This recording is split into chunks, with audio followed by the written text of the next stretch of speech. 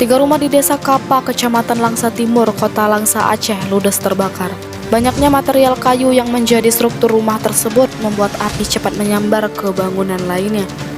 Masing-masing rumah yang ludes terbakar yaitu rumah Siti Aminah 62 tahun, Zulkifli Ibrahim 60 tahun, dan Ritawati 42 tahun.